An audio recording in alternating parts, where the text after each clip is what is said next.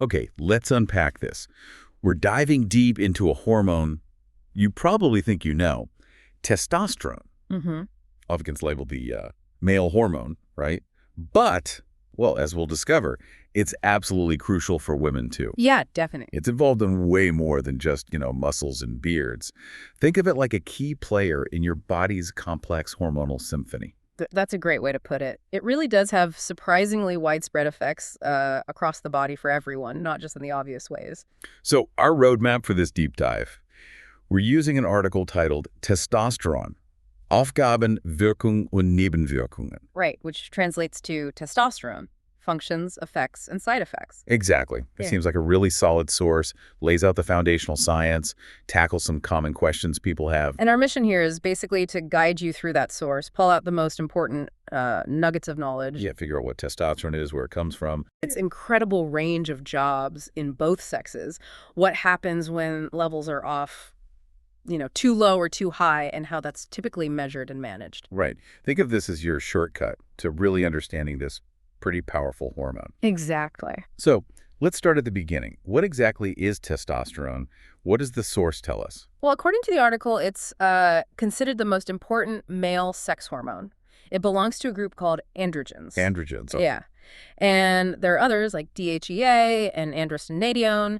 They're less potent, mostly made in the adrenal glands, but testosterone. That's kind of the main The event. main event. Got it.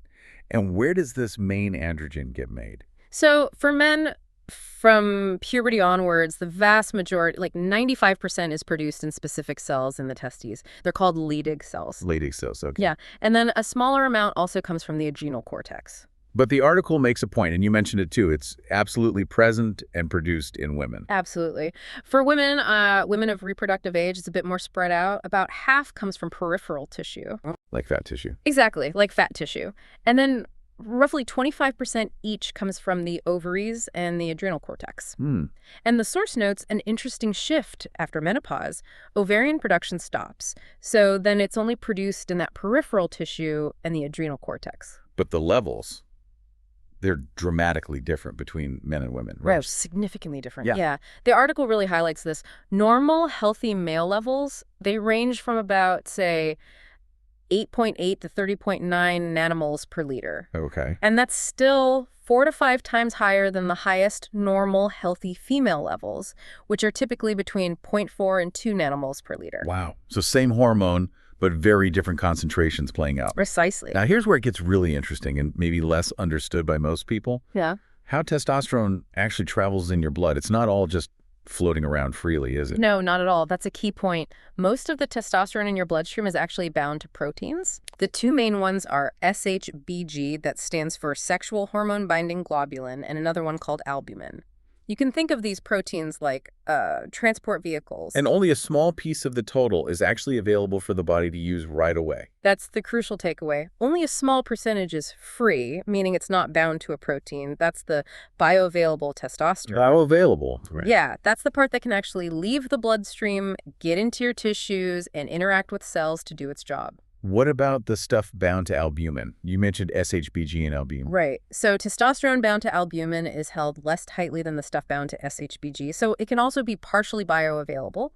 But the largest chunk is usually bound to SHBG, making it less immediately available. So is the bound stuff just inactive baggage then? Not at all, and the article explains why. That bound testosterone actually serves a purpose. It can be released from those proteins and become free when your body needs it. Oh. So this binding system helps the body control the release, prevents sudden spikes, keeps levels more stable over time. It also makes it last longer and the blood extends its half-life. Like a reservoir. Exactly, like a reservoir of the hormone ready to go when needed. That makes sense. I hope. So it's not just about the total amount you have, but how much is actually ready for action at any given time. Precisely. The free and partially available portions. Stepping back a bit, the source mentions testosterone is actually built by the body. What's the starting material? It all starts with cholesterol. Cholesterol. Yeah.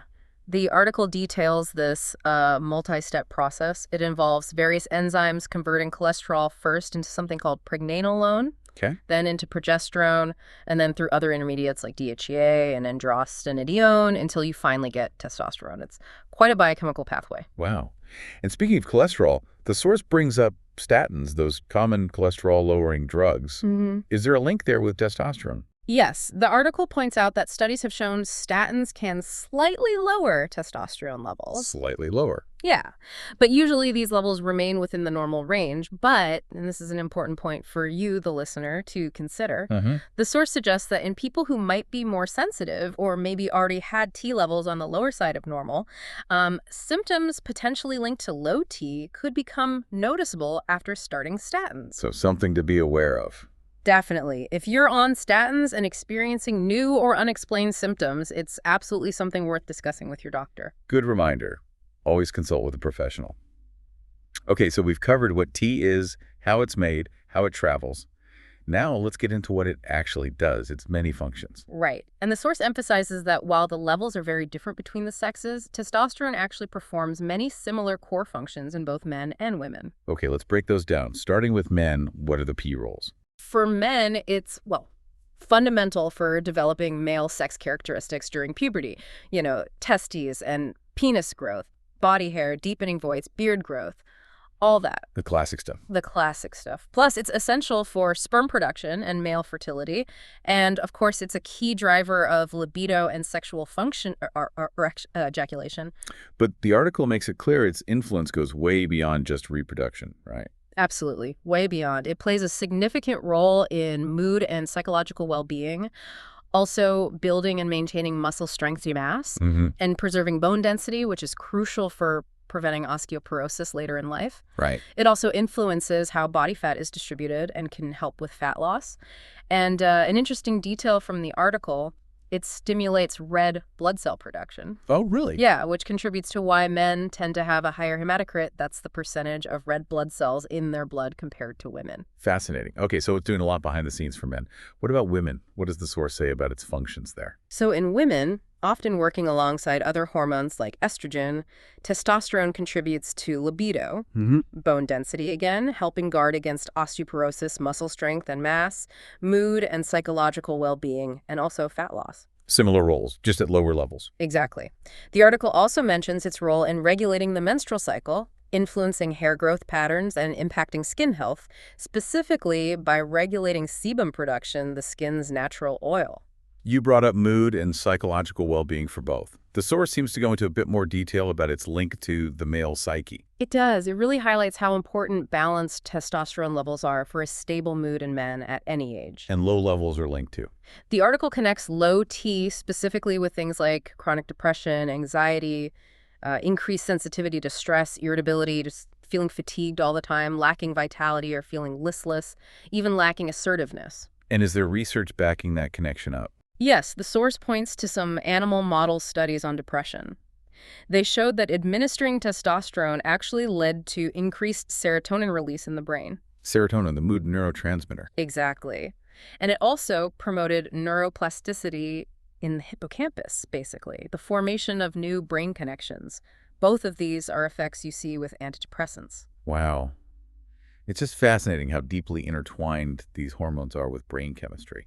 It really underscores that idea of the hormonal symphony, doesn't it? It really does.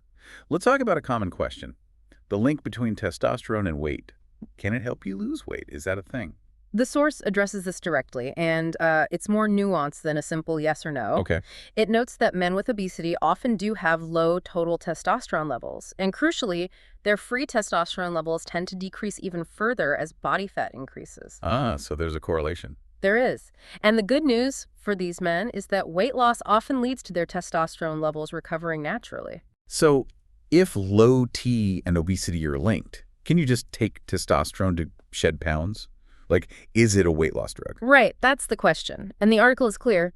It's not some magic bullet you can just take off the shelf for weight loss. Right. Prescription only. Prescription only, and using it illegally for this purpose is risky, poor quality, wrong dose, contaminants, all that. However, there's an important distinction the source makes. Okay. For obese men who have been diagnosed with a genuine testosterone deficiency, hypogonadism, long-term testosterone replacement therapy prescribed by a doctor can actually lead to significant weight loss and improved body composition over time. Talking less fat, more muscle. And how does that work? What's the mechanism? The source suggests it involves optimizing mitochondrial function, those are the energy factories in your cells, and increasing overall energy expenditure. I see. This, in turn, can lead to better cardiovascular fitness and often encourages more physical activity, creating this kind of positive feedback loop. So it's not a simple supplement effect, but correcting an actual deficiency can support weight management in that specific group. Exactly. It helps restore a more normal metabolic state. Okay. Shifting gears slightly to another common question, more about visible effects. Does testosterone cause acne?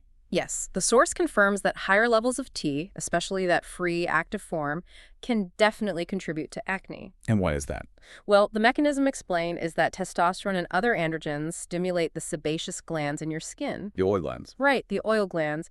They produce more sebum, the skin's natural oil, and when there's too much sebum, it can clog pores, Right. creating a perfect environment for bacteria to grow, cause inflammation, and boom, acne breakouts. Which explains why it's so often associated with puberty, when hormones are surging. Exactly.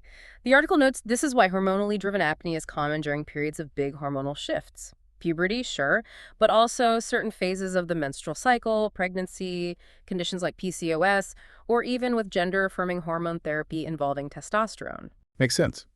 Okay, let's tackle maybe the most debated link. Does testosterone cause aggression? That's a huge stereotype. It is, and the source unpacks this really carefully, pushing back against that simplistic view. Okay. It clarifies that it is not a direct guaranteed link where, high T automatically equals more aggression. So it's more complicated. Much more complicated. They state there's some connection observed in men, but interestingly, very little evidence of a direct link in women, citing a 2020 study. What about those older studies people sometimes mention, noting certain traits in women with higher T? Yeah, the article mentions that older research sometimes observed traits like being more adventurous, maybe more active, perhaps a bit messy, more cynical or dominant in women with higher T, but the focus wasn't necessarily on overt physical aggression. Okay. And for men, what does the source say influences this potential link? It's not just the T level itself. No. It seems to be really complex. The source mentions it depends partly on genetic factors, things related to the testosterone receptor itself. Genetic. Yeah. But critically, it also involves the interplay with other hormones. Like what? The article specifically names cortisol, the stress hormone, and also serotonin as being testosterone's opponents, so to speak, in the realm of aggression. Opponents. How so? Well, they suggest these other hormones help temper rage, help maintain control when someone is angry or provoked. So it's that hormonal symphony idea again. It's the balance. Precisely. What's fascinating here, according to the source, is the ratio and the interaction between them. Right. So if cortisol levels are low while testosterone is high, aggressive behavior might be more likely. But if cortisol is high relative to testosterone, individuals are more likely to choose avoidance or, flight over confrontation. Wow. That's a really important distinction. It completely challenges the common narrative. It really does. It's about the interplay, not just one hormone in isolation. Okay. How about testosterone and libido? That one seems maybe more straightforward. That connection is largely confirmed by the source, yes. Testosterone is widely seen as the primary hormone driving sexual desire in both men and women. Yep. In men, it influences both the desire, the libido, and sexual function, so erection and ejaculation. Low T can definitely lead to decreased desire and erectile dysfunction. And for women, was it the same story?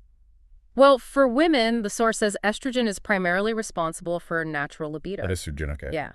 And the article notes that trying to increase female libido with testosterone often requires doses higher than the body naturally produces. Oh. So that makes it less clear if the natural range of testosterone levels in women has a significant impact on their libido compared to, say, estrogen levels or other psychological factors. Interesting nuance there. Okay, let's quickly cover a few other common associations. Muscle building, beard growth, impotence. Does T play a role? Yes, the article confirms T plays a significant role in all three. It definitely stimulates muscle growth and helps with muscle repair that's well established. Right. Bodybuilders know that one. Indeed. For beard growth, rising T during puberty is the main driver for facial hair, and it continues to influence growth later, although your actual beard density is largely down to genetics. Okay. And impotence, or ED? For impotence or erectile dysfunction, low testosterone can be a cause. And the source mentions TRT, testosterone replacement therapy, might be an option if low T is identified as the root cause. But it's not the only cause. Absolutely not. The source stresses that other causes are actually much more common. Things like neurological issues, vascular problems, conditions like diabetes, side effects from other medications, or psychological factors play a huge role. Okay, good context. So we've talked about what T does. What happens when that hormonal symphony gets out of tune and the body isn't producing enough testosterone? This state is called hypogonadism, right? That's right. Hypogonadism literally means low gonads, referring to the sex glands, the testes in men, or ovaries in women. And what does that mean practically? In women, it typically means not enough production of sex hormones like estrogen and progesterone. In men, it means low testosterone levels or sometimes disturbed sperm production or potentially both. And the article distinguishes between primary and secondary types. Can you explain that? Yes, so primary hypogonadism means the problem originates in the gonads themselves. The testes just aren't producing enough testosterone. Okay, the factory's broken. Kind of, yeah. Secondary hypogonadism means the issue lies higher up, in the brain, specifically in the hypothalamus-pituitary axis. The command center. Exactly. That's the command center that produces hormones to tell the testes to make testosterone. In secondary cases, the brain isn't sending the right signals. Got it. And the article focuses on acquired forms, things that develop later in life. It does, although both types can be congenital, present from birth. But yeah, the focus here is on acquired causes. So what are some of those acquired causes for primary hypogonadism, the problem in the testes? The source lists things like certain infections that can damage the testes, like mumps if contracted after puberty. Mumps, really? Yeah. Also, physical injuries to the testes, treatments like chemotherapy or radiation, and conditions like hemochromatosis. What's that? Hemochromatosis is a disorder where the body absorbs too much iron, and that excess iron can actually damage organs, including the testes. Wow, okay. And for secondary hypogonadism, where the problem starts in the brain? The article includes causes like tumors in the pituitary gland or nearby brain areas, treatments for those brain tumors like surgery or radiation, also inflammatory diseases affecting the hypothalamus or pituitary, things like sarcoidosis or tuberculosis. Okay. Certain strong medications like opiates or some hormone preparations can suppress the signals. And interestingly, conditions like obesity and just the natural aging process can also contribute to secondary hypogonadism. Aging itself can lower T production signals. It can contribute, yeah. So if an adult man develops this acquired hypogonadism, what might that actually feel like? What symptoms does the source associate with low T in adult men? The article lists quite a range of symptoms. Beyond the obvious ones like reduced libido and erectile dysfunction, All right. men might experience sleep disturbances, significant mood changes like irritability or even depression, decreased body hair, loss of bone density leading to osteoporosis risk, potentially smaller testes, gynecomastia, that's the enlarged male breast tissue we mentioned. Right, gynecomastia again. Yeah. Also a decrease in muscle mass, often paired with an increase in body fat, especially around the abdomen, and even a decline in cognitive abilities like memory or concentration. That's quite a comprehensive list. Yeah. It really impacts multiple systems, physical and psychological. It really does. So if low testosterone is suspected based on these symptoms, how is it actually measured? How do they diagnose it? Well, diagnosis usually starts with suspicion based on those symptoms, right? Then the standard measurement involves checking total serum testosterone levels in the blood. A blood test. A blood test. But because T levels naturally fluctuate throughout the day, they're typically highest in the morning. The source says standard practice often involves taking 3 blood samples, maybe 30 minutes apart, usually between 8 and 10 a.m. 3 samples? Yeah, which are then mixed and analyzed. This helps get a more accurate average picture, smoothing out short-term fluctuations. Interesting. Are there other ways? The article also mentions that home tests measuring testosterone in saliva are available now, too. Saliva tests. Okay. And what's considered a normal level? Is there a set number? That's a tricky point. The article points out that the reference ranges for normal can actually vary quite a bit. It depends on the specific laboratory doing the test and the method they use. So not one universal number? Not really, no. You have to look at the specific lab's reference range. Okay. Now, can testosterone levels be boosted naturally? Does the source mention anything about that? It does mention a few approaches that might be helpful for some people in supporting healthy levels. But it's important to stress this isn't presented as a guaranteed fix for a clinical deficiency. Right, more like supportive measures. Exactly. Things like ensuring you have healthy vitamin D levels, apparently. Deficiency can be associated with lower T. Vitamin D, interesting. Yeah. Also using fenugreek seeds and a combination extract of astaxanthin and saw palmetto. Okay. And it also specifically tackles a common myth about soy. Ah, yes, the soy myth. Right. The source indicates that a plant-based diet, including soy, does not lower testosterone levels. Good to clarify that. What about exercise? That's often linked to hormones and overall health. Yes, exercise comes up. The article states that engaging in moderate to intense physical activity can increase testosterone levels. Light activity apparently doesn't do much. Moderate to intense. However, it adds an important caveat based on several studies. The increase seems to be often acute. Meaning temporary. Yeah, temporary. It might spike, often within the first 30 minutes of exercise, but then frequently returns to baseline levels within about an hour or so. So great for overall health, maybe a short T-bump, but perhaps not a sustained fix for a diagnosed deficiency just from that effect alone. That seems to be the implication from the source, yeah. Okay. So for a confirmed clinical deficiency, medical intervention is the standard approach. That's testosterone replacement therapy, or TRT. Correct. When a deficiency is properly diagnosed, TRT is the primary treatment option. And the source is clear about regulation. Very clear. At least in Germany, where the source originates, it's prescription only. Buying it without one is illegal. And it mentions significant risks with black market stuff, questionable quality, wrong doses, potential contaminants. Not worth the risk. Definitely not. So what forms does prescribed TRT usually come in? The article mentions that oral forms, like pills, are generally not the preferred route. Why not? They tend to be less effective, can carry higher risks, particularly for the liver, and might have more side effects. Okay. So what are the preferred methods? The more common ones include transdermal options, so patches or gels applied to the skin for slow, steady absorption. Gels and patches, right? Also, injections, usually given intramuscularly, which release the hormones slowly over time. And implants, small pellets placed under the skin for continuous release over months. Which one is best? The specific form is chosen based on individual needs and preferences, always in consultation with a doctor. The source mentions specific types of injections, too. It does. Cypionate, enantate, and decanoate are mentioned as longer-acting injectable options. Longer acting meaning? Meaning they have longer half-lives in the body. They stay active for longer. Depending on the specific type, maybe 8 to 14 days. So you need injections less frequently, perhaps weekly or bi-weekly. And the source notes these are used medically for deficiency, and they're also the types often misused illegally by athletes or bodybuilders, tying back to that earlier point. Right. What about homeopathic preparations? Does the source mention those at all? It briefly notes they exist, yeah. They typically contain very low doses and claim to stimulate the body's own production. However, Let me guess. yeah, the article states there are no known scientific studies confirming they actually work. Right. Okay. Very important topic. The potential downsides of TRT. What are the common side effects listed in the source? This is crucial. The source lists several potential side effects, and they can vary in how quickly they might appear. Such as? Things like skin issues, acne again, fluid retention or edema, that's swelling, sleep disturbances, mood changes, which could include increased irritability or even aggression in some individuals, gynecomastia, that male breast tissue development we keep mentioning, testicular shrinkage. Why does that happen?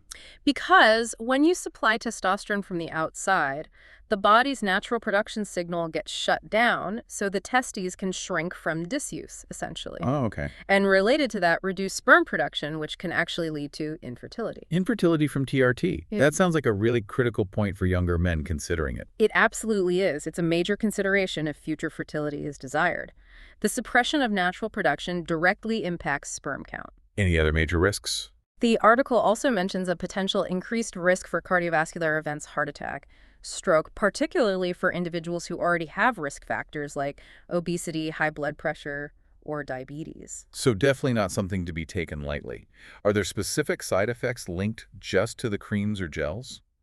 The source notes that those transdermal forms, the creams and gels, allow for more continuous absorption, which avoids the peaks and troughs you might get with injections. Okay. But specific local side effects mentioned for creams include skin irritation, where you apply it, redness, itching, sometimes excessive hair growth in that specific area, acne can still occur. And again, the potential for gynecomastia and changes in blood cholesterol levels are still there. Right. Can women receive testosterone therapy? Does the source cover that? It does. The article states that testosterone preparations aren't officially approved for most uses in women in Germany, but doctors may sometimes prescribe them off-label. Off-label, meaning for a condition it wasn't originally approved for. Exactly. A common example given is for cases of severely reduced libido in women where other treatments haven't worked. And the dosing. A much lower dose is needed than for men. So those transdermal forms, the gels or creams, are often preferred because you can apply smaller, more precise amounts. How long does it take to see an effect? The effect might take around 6 weeks to become noticeable, and the source suggests if there's no improvement after 6 months, the therapy should probably be stopped. And a crucial warning for women. Absolutely critical. Right. Pregnancy must be completely ruled out before starting TRT and strictly prevented during treatment. Testosterone can cause serious harm and birth defects to an unborn child. Extremely important point. Okay, who should absolutely not receive TRT? Specifically for men, are there clear contraindications mentioned? Yes, the source lists several situations where TRT is contraindicated, meaning it should not be used in men. Like what? If the man has active breast or prostate cancer, if they have undiagnosed prostate enlargement, if they have a high PSA level, that's a prostate marker, especially with a family history of prostate cancer. Okay. Also, if they have significant heart failure or had a recent heart attack or stroke, like within the last 6 months, if they have untreated severe sleep apnea. Sleep apnea, too. Untreated severe sleep apnea, yes. If they have a very high hematocrit level, too many red blood cells. And crucially, as we discussed, if they currently desire fertility, because TRT causes infertility. That's a clear list of reasons to avoid it. Okay, so that covers the complexities of low T and its management. What about the other end of the spectrum? When testosterone levels are too high, can men actually have hyperandrogenism? Yes, absolutely. Men can definitely have testosterone levels that are too high. The term used is hyperandrogenism in this context. Or what causes that? The source lists a few causes. Certain congenital disorders, tumors either in the testes, the adrenal glands, or the pituitary gland. Tumors can produce hormones. They can. Other adrenal gland issues like an adenoma, which is a benign tumor, and a very common cause the article highlights, the illegal use of anabolic steroids. Right, taking external T. And what are the symptoms of having too much testosterone in men? Symptoms can include, again, skin issues like acne, gynecomastia, that enlarged breast tissue showing up again. Yeah, keep coming back to that one. Mood changes, often leaning towards irritability or aggression, hair loss on the scalp, and somewhat paradoxically, it can also sometimes lead to erectile dysfunction or reduced libido. Really? High T causing ED? It can happen, yes. The hormonal balance gets thrown off. More obvious signs might be increased muscle mass and a deepening voice, and high T also often leads to infertility due to that same suppression of natural production. Okay, I have to ask again about the gynecomastia. How can too much of the primary male hormone cause male breast development? Just seems completely counterintuitive. It really does, doesn't it? And the source explains the specific point because it's such a known side effect, especially with steroid abuse. So what's the mechanism? When testosterone levels become extremely high, the body has an enzyme called aromatase that converts some testosterone into estrogen. Ah, converts it to estrogen. Exactly. With abnormally high T levels, you get abnormally high conversion to estrogen. This creates a significant hormonal imbalance where estrogen levels become elevated relative to even the high androgens, and it's that excess estrogen signal that stimulates breast tissue growth in men. So it's a conversion to estrogen that's the culprit. Precisely. It's a clear example of that complex hormonal symphony being forced way out of tune by excessive testosterone. That makes so much more sense now. Okay. What about high testosterone in women? This is sometimes called testosterone dominance or hyperandrogenism in women, right? In women, it means testosterone is high relative to their other key hormones like estrogen or progesterone. And what usually causes that? The article lists the main causes. By far the most common is polycystic ovarian syndrome, or PCOS. PCOS, right. Very common. Very common hormonal disorder, yeah, characterized by increased levels of androgens, like testosterone. Other causes can include issues with the adrenal glands, like an adrenal adenoma producing excess hormones. And what are the typical symptoms for women experiencing high T? The source lists things like irregular menstrual cycles, which can often lead to fertility problems, hirsutism, Which is? increased hair growth on the face, chest, back, typically male patterns of hair growth. Also acne, mood swings, weight gain, often concentrated around the abdomen, and potential infertility. Dendrium. Treatment, as the article points out, really focuses on identifying and treating the underlying cause. So if it's PCOS, managing that. It also mentions that natural methods are available for managing PCOS symptoms specifically. Okay, one last area, fluctuations. Do testosterone levels just stay constant once you're an adult, or do they change over time or cycles? Oh, they definitely fluctuate. They aren't static. The article specifically mentions hormonal changes during menopause, which typically happens between ages 45 and 55. How does T change then? Well, menopause involves huge shifts in many hormones, including changes in the ratio of testosterone to other hormones like estrogen, which drops significantly. This overall hormonal shift can contribute to symptoms many women experience, Wait. like difficulty building or maintaining muscle mass, maybe increased body fat, mood swings, decreased libido. But the source is careful to note, these symptoms are due to the whole hormonal picture changing during menopause, not solely because of testosterone changes in isolation. Right, it's part of a bigger shift. Yeah. What about within a woman's monthly cycle? Before menopause? The article indicates that female testosterone levels do see some fluctuation during the menstrual cycle, too. They tend to follow the rhythm of estrogen and progesterone changes, but the fluctuations in T are generally less dramatic than those other two. So maybe a slight rise and fall. Yeah, it might rise slightly in the first half of the cycle leading up to ovulation and then drop a bit in the second half, but it's a more subtle shift compared to estrogen and progesterone. Okay, interesting. So as we kind of wrap up this deep dive into the source material, I think the key takeaway is really clear. Testosterone is definitely not just a male hormone. Not at all. It's a powerful, vital component of that hormonal symphony in everyone, men and women alike. It plays crucial roles across so many bodily systems. Yeah, impacting everything from mood and metabolism to muscles, bones, skin, and reproductive health. Exactly. And its effects are, as we've seen, far more complex than simple cause-effect, aren't they? Definitely. As the article highlights repeatedly, it's not just about the total amount you have. Its function depends on its form, free versus bound. Right. How it interacts with other hormones like cortisol or estrogen, your individual genetics, your overall health status. Aggression isn't simply high T. Weight loss isn't just about taking T. It's nuanced. And given that potency, the potential for significant side effects from therapy, or the fact that imbalances can signal serious underlying health issues, the message from the source is pretty clear. Yeah, it underscores that measuring and managing testosterone levels should always be done with professional medical guidance. Self-treating or using it illicitly is just asking for trouble. Absolutely. And, it really leaves you thinking, doesn't it? When you consider how interconnected testosterone is with so many other hormones and these fundamental bodily processes, influencing everything from energy levels and mood to physical structure and even skin, it makes you wonder, how much does that intricate individual hormonal symphony truly orchestrate our physical health and maybe even subtly shape our behavior? It's a profound question, and in a system that complex, how much conscious control do we really have over directing that symphony? It's something to ponder.